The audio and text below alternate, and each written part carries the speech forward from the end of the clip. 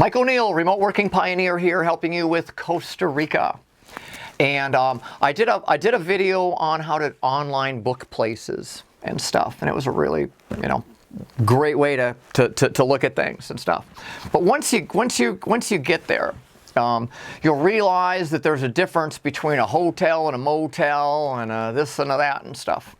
So there's a form of lodging that's used often in Costa Rica. It's called a hostel.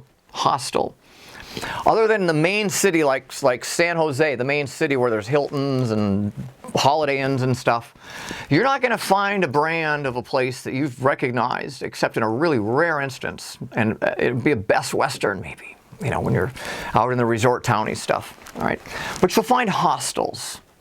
And there are hostels that are just in one location, and there's hostels where there might have multiple locations around the country. And a hostel is like a hotel where people can have shared rooms, bunk bed rooms, 4, 6, 8, 10 people in a room in a bunk bed.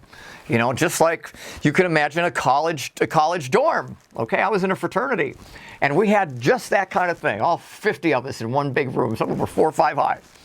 So anyway, the hostel environments are where you've got a sense of community, and it's really fun. A hotel, do you have fun with the other hotel guests?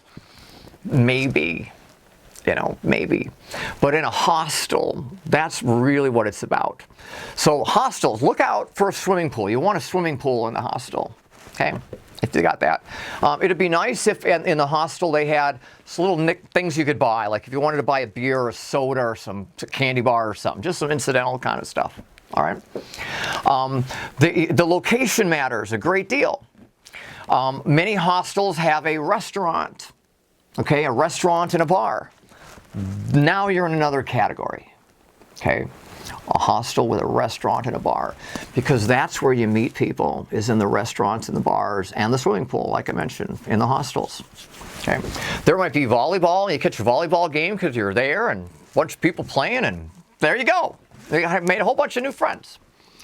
Remember where the location is to the beach or to where you want to go, though, because there can be hostels that are up on the hill for folks who like to hike. Not me. All right. Now, Selena, by the way, where I stayed at, has 10 locations. So I went around the country to different locations, and frankly, my laptop had the same user ID and password to log on to the networks everywhere I went. Every Selena location looked a little bit different. Exactly a lot bit different.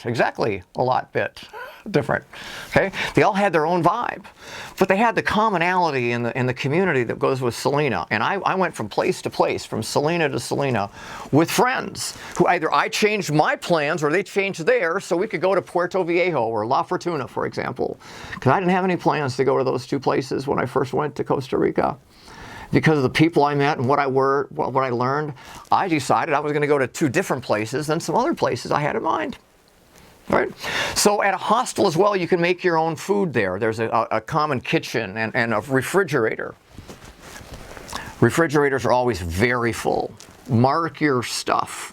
There's usually a marker or something there, but it's best to, make sure it's marked. Okay? If you put your beer in the fridge, beware. Okay, I put ice cream in the freezer and it was gone. Okay, these 20-somethings that are at the place there just looks kind of like theirs. They're really hungry late at night, So you don't put anything super valuable in there or so, but I mean, it's where you put the things you need to fridge up.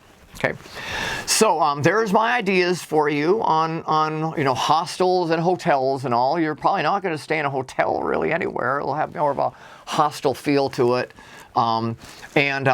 Just pick a place that has a swimming pool, okay? And if you can get a bar or restaurant, heck, the Selena places around all the people from the other hostels come there to eat and drink at night because they got live music and DJs and all kinds of fun stuff. So if the place that you're at isn't so cool at night, go to another place or so.